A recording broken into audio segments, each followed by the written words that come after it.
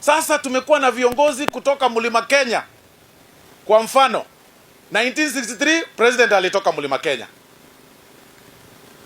Akakuja Moi akaongoza yake akaondoka. Tukarudi Mlima Kenya. Baadaye tena tukarudi Mlima Kenya. Sasa nyinyi viongozi wa some of the people from Mount Kenya region, na vizuri tuwaambie, why are you complaining so much? Na nyinyi mmekuwa kwa term na presidents 3. Si hiyo shida zote mngetatua mkiwa na marais 3, mumalize shida zenu. Because why is it that William ndiye amekuja ndio shida sasa mnaanza kukumbuka? Mnaanza kusema namna hii.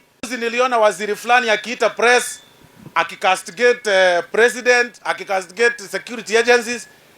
The level of pretense that we have in this government, in this country, iko juu sana. Wewe ni cabinet secretary, unaketi kwa cabinet, unaketi na rais kila siku, unaongea na polisi kila siku, unaita press kulia juu ya polisi Justin Muturi, na unajua sheria, ulikuwa speaker. Leo mimi nakuambia mbele ya watu wangu, ile kiboko tulipiga Gachagua ndio inakuja kwako. You resign ama nikutoe. Vile tuna resume bunge, because tuko na siku 14 ndio to resume bunge. Justin Muturi, you have 3 options. Ya kwanza, resign. Ya pili, apologize to ignore your maneno. Ya tatu, we impeach you. Tuna collect signatures, uende nyumbani. You cannot serve the government of Kenya yenye unalima kila siku.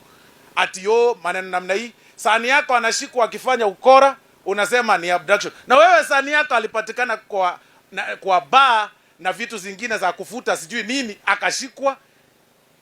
Fundisha mtoto wako maadili bwana. Wacha ajipange pole pole. It can't be that the only people complaining are from one region. It can't be. Mpaka ma CSS mumongezewa. Leo vetting inafanywa ya CSS kutoka Mlima. Na sisi tumenyamaza tu. Unafikiria tuko happy?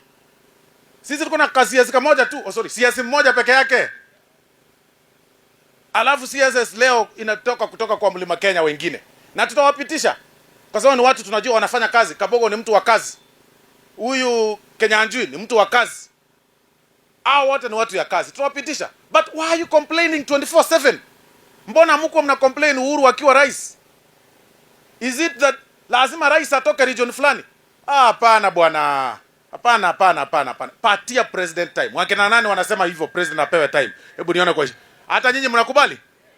Yes, apewe time. You can't be complaining. Asubuhi TV ukifungua unajua huyu ata complain.